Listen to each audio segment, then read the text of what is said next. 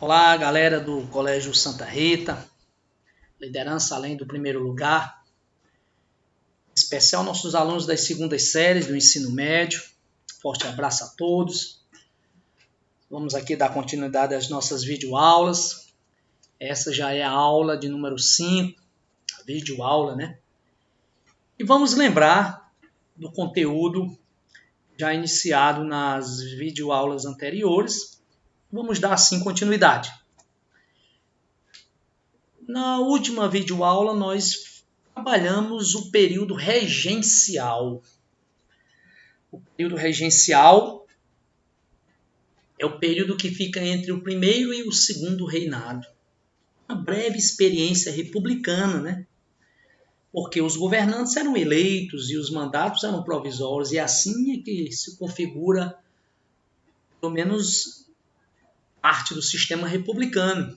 A monarquia, o cargo não é eletivo, é hereditário. O monarca fica no poder de forma vitalícia, né? A não ser que ele renuncie ou seja deposto por uma revolta, uma revolução. Então, o período regencial houve essa breve experiência republicana. Um período de extrema agitação social, as revoltas que se espalharam pelo território brasileiro por conta do latifúndio, da miséria, dos excessos de impostos. Tivemos a cabanagem no Pará, a balaiada no Maranhão e Piauí, a Guerra dos Farrapos no Rio Grande do Sul, a maior guerra civil que já teve esse país. Tivemos a Sabinada na Bahia, a Revolta dos Malês e outras revoltas de menor proporção, mas que nesse período quase que a unidade territorial do Brasil foi abalada por conta das repúblicas que foram proclamadas nesse período, na Bahia, com a República Baiense da Revolta Sabinada, no Rio Grande do Sul, a República Rio-Grandense, ou do Piratini, e em Santa Catarina, a República Juliana. Então, um período de extrema agitação. Foi preciso, sem falar nas disputas políticas que se ocorreram nesse período, né? Entre as principais forças políticas que se formaram nesse período, os progressistas, que seriam os futuros liberais, e os regressistas, que seriam os futuro partido conservador. Um período de extrema agitação, durou 9 anos o período regencial, tivemos 4 regências, uma provisória, uma regência trina provisória, outra regência trina permanente e 2 regências unas, a de Feijó, Padre Feijó, durou 2 anos, e a de Araújo Lima, que teve o seu mandato interrompido com uma lei que foi aprovada pelo parlamento, o qual, lembramos, o termo da terminologia golpe dos liberais ou golpe da maioridade. Portanto, Dom Pedro II teve sua maioridade antecipada e ele assumiu o trono com 15 anos incompleto. A imagem de Dom Pedro II com essa idade. E vimos um imperador envelhecer no poder. Dom Pedro II governou quase meio século, 49 anos, de 1840 a 1889. Foi o longo segundo reinado, portanto, muitos eventos aconteceram durante esse governo aí de Dom Pedro II. Vamos lembrar mais uma vez que o povo brasileiro viu um governante, imperador do Brasil, envelhecer no poder. Assumiu aos 15 anos de idade e ficou 49 anos no poder. São várias as imagens representadas aí de Dom Pedro II, todo esse período de adolescência, juventude, mocidade, até a sua velhice. O Dom Pedro II veio a falecer na França em 1891, depois da proclamação da República. A República aconteceu em 1889, 15 de novembro, e a família real foi banida do Brasil, sendo exilado na França. Dom Pedro II veio a falecer lá na França, por causas naturais. Vamos então dar continuidade aí à temática, falando, portanto, desse longo governo, tratando dos primeiros eventos. Dom Pedro II chega ao poder com uma manobra política. uma manobra política do Partido Liberal. Essa manobra ficou conhecida como golpe dos liberais ou golpe da maioridade. O Partido Liberal, querendo interromper o mandato do último regente Uno Araújo Lima, que era do Partido Conservador, o Partido Liberal, o grupo, os membros, resolveram então articular com o Dom Pedro II. Fizeram um acordo. Fariam uma intensa campanha a mobilizar a sociedade, a pressionar o parlamento para aprovar a lei da maioridade, alegando que o Brasil precisava do imperador. Eles justificavam assim. Precisava do imperador para garantir a ordem social, a estabilidade econômica e a integridade do império e do território. Por isso fizeram um acordo com Dom Pedro II. O acordo foi, eles iriam encampar este movimento, em troca, quando Dom Pedro II assumisse, iria nomear o primeiro ministério formado só de elementos do Partido Liberal. E assim foi feito. Esse golpe, um golpe branco, dentro da lei, amparado na lei. Ficou conhecido assim como golpe dos liberais ou golpe da maioridade. Dom Pedro II, diferente de seu pai Dom Pedro I, governou de forma autoritária. Dom Pedro II, sem abandonar o poder moderador, continuando a utilizar o poder moderador, o poder supremo do imperador, mas ele soube dividir o poder com o parlamento e com as duas principais forças políticas que se apresentavam no Brasil na época, o Partido Liberal e o Partido Conservador. Dom Pedro soube dividir o poder, agradar as esferas políticas e assim impedir mesmo pudesse ter uma forte oposição que pudesse desestabilizar o seu governo. Diferente do pai, Dom Pedro I, que optou por um dos grupos políticos na época, o grupo do Partido Português, colocando o Partido Brasileiro em forte oposição. Daí a crise política que se instalou no seu governo e culminou com a renúncia do mesmo. Né?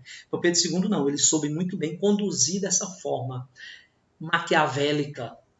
Ele vai implantar no Brasil um sistema que já existia na Inglaterra, com um diferencial, ao contrário desse implantado por Dom Pedro I. O parlamentarismo é um sistema clássico inglês. A Inglaterra instituiu esse modelo a partir de 1688, com a grande Revolução Gloriosa de Guilherme de Orange, que concedeu plenos poderes ao parlamento de governar o país, tornando o rei uma mera figura simbólica, mais um chefe de Estado. E fortalecendo politicamente o poder no parlamento. Funcionava assim na Inglaterra. O parlamento é eleito dos cidadãos. Esse parlamento eleito, a cada 4 anos, elege o primeiro-ministro, que administra o país. O chefe de governo nomeia os demais ministros e, na prática, governa. Enquanto que o monarca fica apenas como chefe de Estado. O sistema parlamentarista inglês funciona dessa forma até os dias atuais.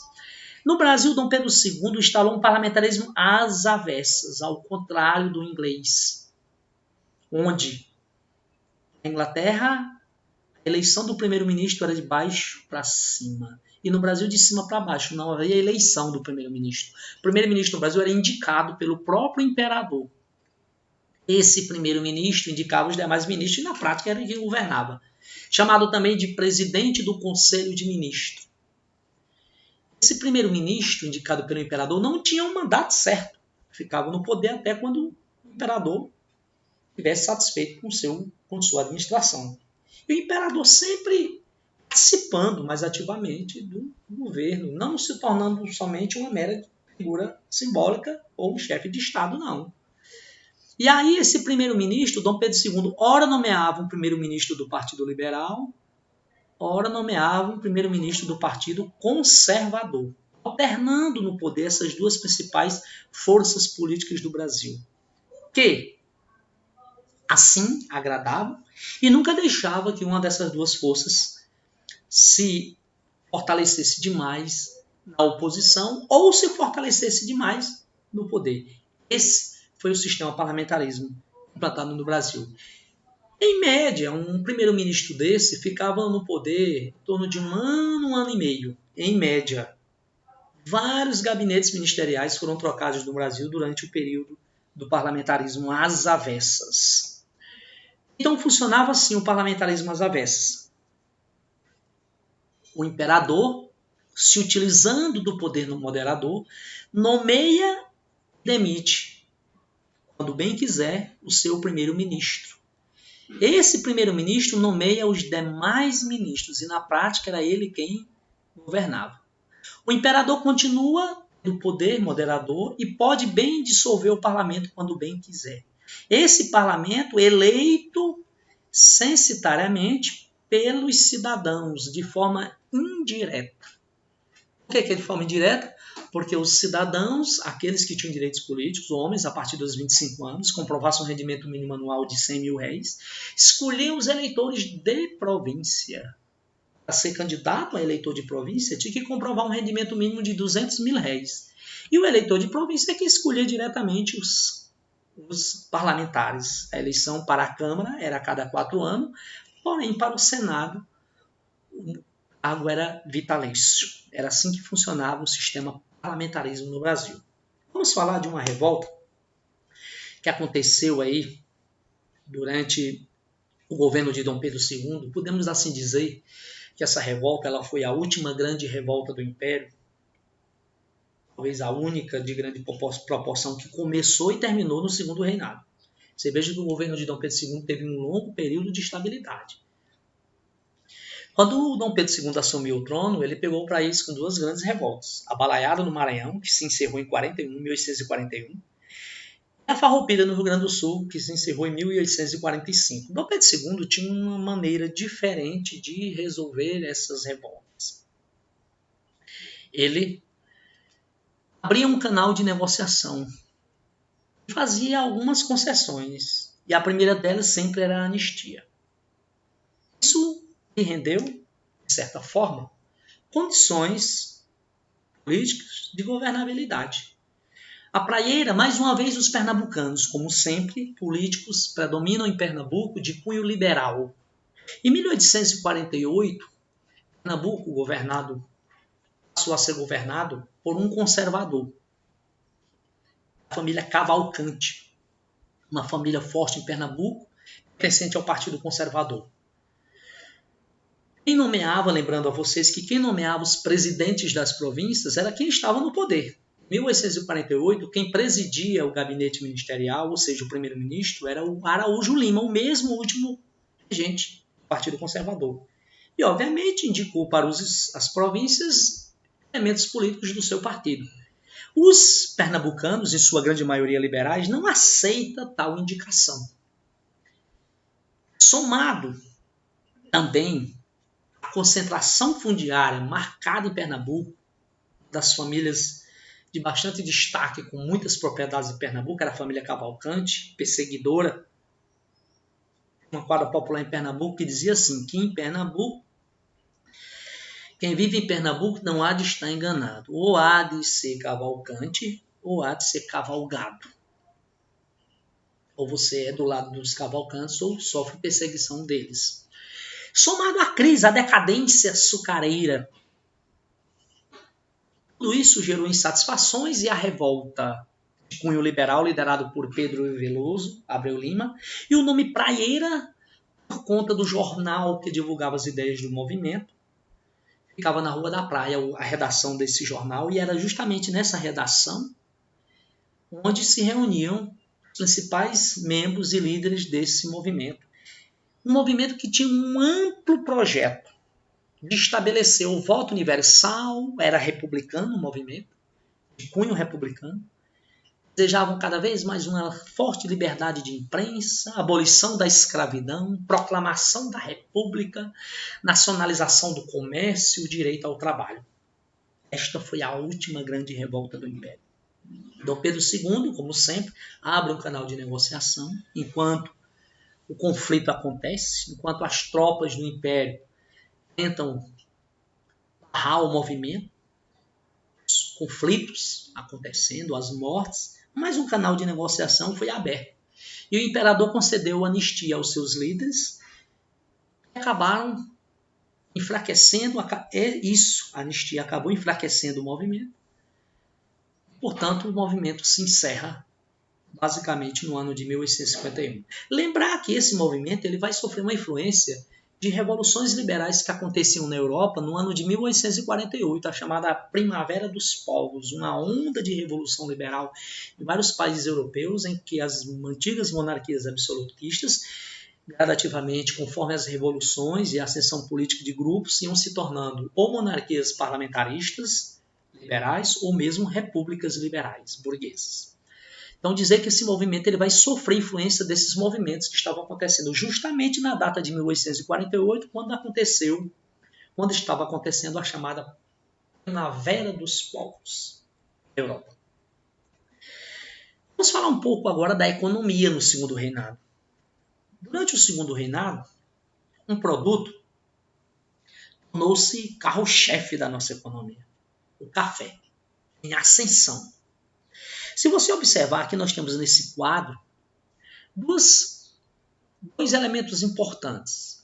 Lembrar que a economia durante o Segundo Reinado era uma economia diversificada. Vocês podem observar que estava na pauta das exportações do Brasil vários produtos e alguns novos produtos.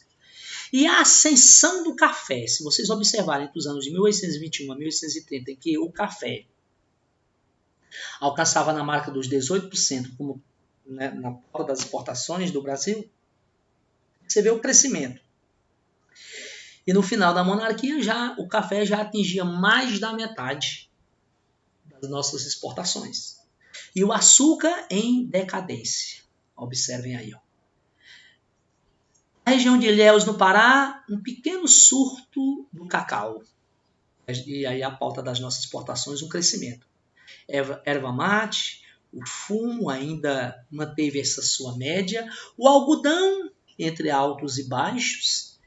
Tivemos lá no início da monarquia 20% das exportações, uma pequena decadência, mas nós tivemos um outro surto do algodão nas exportações entre os anos de 1861 a 1870, devido à guerra de secessão nos Estados Unidos, uma guerra civil que os Estados Unidos passavam e, portanto, nosso principal concorrente levou esse crescimento do algodão. A borracha cada vez mais ascendente na região norte do país, fabricada a partir de um látex, de um líquido pastoso, extraído do caule de uma árvore denominada de seringueira, bastante presente na região norte do país, portanto, em ascensão, em função da segunda revolução industrial e a necessidade cada vez mais desta matéria-prima para o fabrico, sobretudo, de pneus, de bicicleta e, posteriormente, de automóveis. Carnes, ou melhor, couro e peles, aqui uma baixa nas exportações.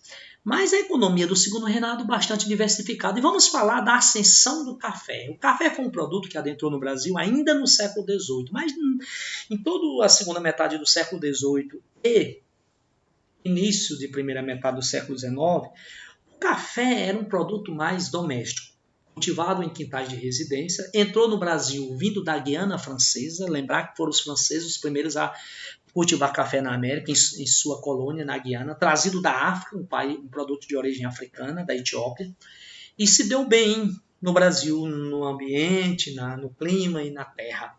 O café, a princípio, entrou pelo Pará, pela província do Grão-Pará, foi, ao longo do tempo, percorrendo o território brasileiro de produção doméstica.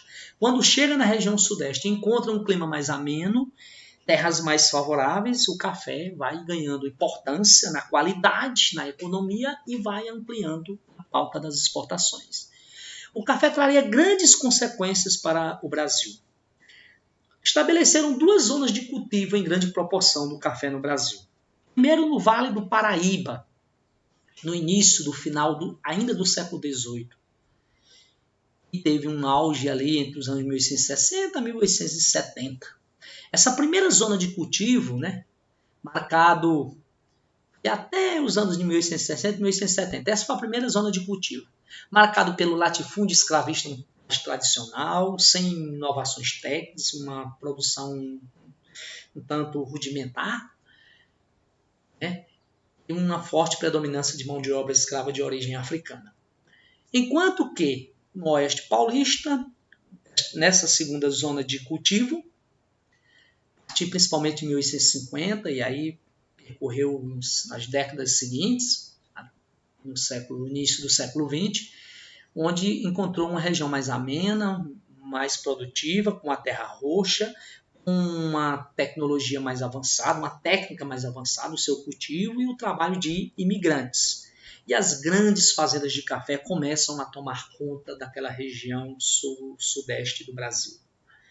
As grandes fazendas com o casarão pertencente ao proprietário, barão de café, e toda a sua estrutura de produção nos arredores e de agroindustrialização. Esse imenso espaço era utilizado para a secagem do café, preparado para ser torrado, moído e exportado, em sua grande maioria, para a Europa, para os Estados Unidos, também que importava bastante o nosso café, sobretudo do café do Oeste Paulista. Se você observar nessa imagem, nesta foto, lembra na primeira zona de cultivo, no Vale do Paraíba. Observa que o espaço, o plantio um tanto rústico e o uso da mão de obra escrava de origem africana. Já no Oeste Paulista e Paraná, observe um cultivo mais organizado, mais alinhado, com a presença mais de imigrantes aqui na colheita do café.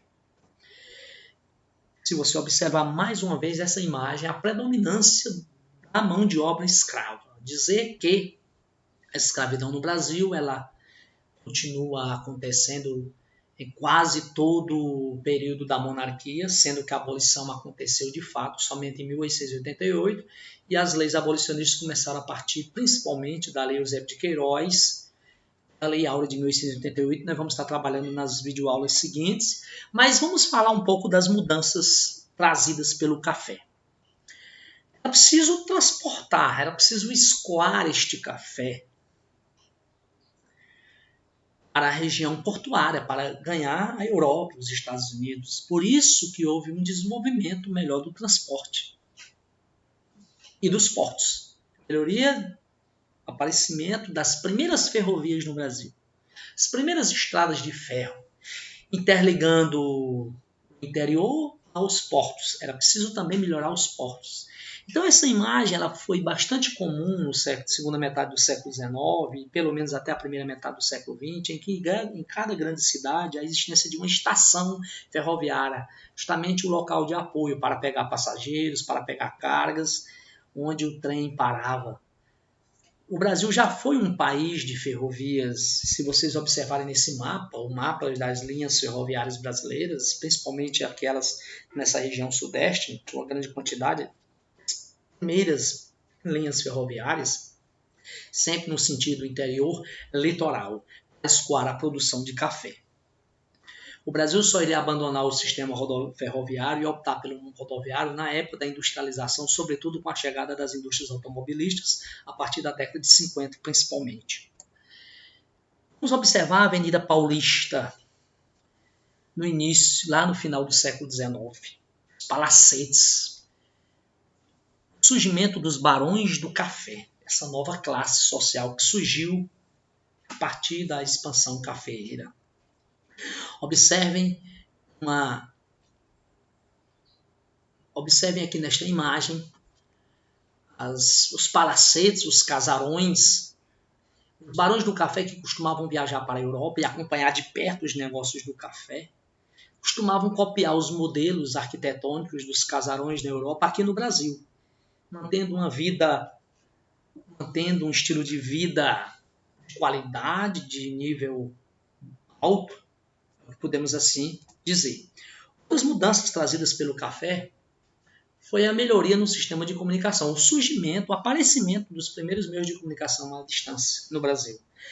Primeiro as linhas telegráficas, as primeiras linhas telegráficas e a primeira linha telegráfica ligando o Brasil à Europa, o cabo submarino. Ligando o Brasil à Europa. Era preciso os barões do café estarem sempre em contato com os seus consumidores, com os seus compradores. Era preciso estar em contato com o mercado europeu com relação à questão dos preços. Por isso, o aparecimento dos meios de comunicação aqui no Brasil, aparecimento aqui das linhas telegráficas e das primeiras linhas telefônicas. Foi uma mudança trazida pelo café. Uma outra mudança trazida pelo café, ou melhor, outras mudanças, é que os lucros do café permitiu um pleno desenvolvimento de atividades cada vez mais urbanas, paralelas às agrícolas. O comércio, ou seja, o dinheiro, todo o capital oriundo do café, movimenta mais as cidades, com mais estabelecimentos comerciais, mais bancos. Os senhores dos grandes barões do café precisavam dos bancos, dessas instituições financeiras, com suas aberturas de créditos, ou mesmo para utilizar para acreditar dinheiro em suas contas. E também os lucros do café permitiu o aparecimento de manufaturas no Brasil. Algumas fábricas e manufaturas. O Brasil iria passar até por um pequeno surto industrial, aí, a partir principalmente de 1850 até pelo menos 1870, que nós vamos estar trabalhando essa temática nas próximas videoaulas, que é foi o período chamado de Era Mauá, em que apareceu no Brasil pelo menos umas 6 dezenas de fábricas, e dentre outros empreendimentos ligados ao sistema de transporte ferroviário, hidroviário, né, com fluvial, transporte fluvial, aparecimento de algumas manufaturas. Então o café movimentou bastante, né, a nossa economia, a nossa sociedade, trazendo grandes mudanças, alavancando a economia e até salvando, por vezes, a nossa balança comercial, sempre cada vez mais deficitária em relação à Inglaterra, né? O café vai trazer, sim, de certa forma, reservas no Brasil, que vai poder aliviar um pouco esta balança deficitária no Brasil. E uma outra grande consequência foi trazida pelo café, uma grande mudança, foi o aparecimento dessa nova classe, os barões do café.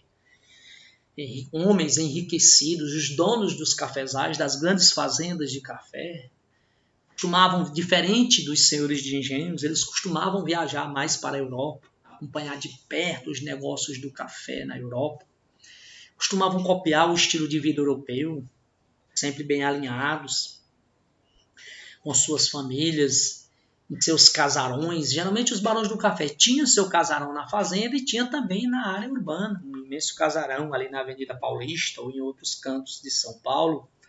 E os barões do café, ao longo do tempo, essa classe vai crescendo e vai cada vez mais almejando a ascensão dos mesmos no plano político. Daqui a pouco essa classe vai pensar em governar o Brasil, em governar as províncias, o que a monarquia impedia, porque quem indicava os governadores das províncias era o imperador. O imperador e o Império Brasileiro surgiu com base na aristocracia rural, principalmente ligada à produção açucareira. Então, os senhores do café, os barões do café, com o aparecimento dessa classe, eles vão cada vez mais almejar o plano político no Brasil, a ascensão, e quem sabe começava até a sonhar em governar o Brasil. Vão fundar, inclusive, posteriormente, o Partido Republicano no ano de 1870, e justamente vai ser essa classe dos barões do café que vão encampar, vai ser uma das classes que vão encampar o movimento republicano.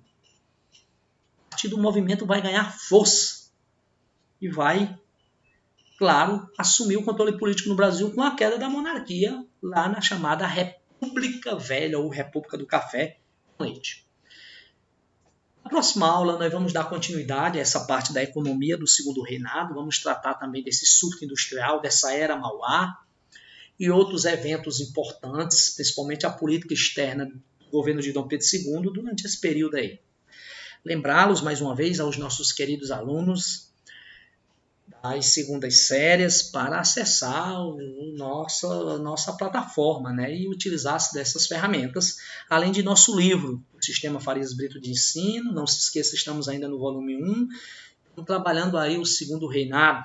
Então vocês devem estar trabalhando essas atividades, os exercícios que ficam entre as páginas de 128 a 130. Então, muito obrigado, um forte abraço e até a próxima videoaula.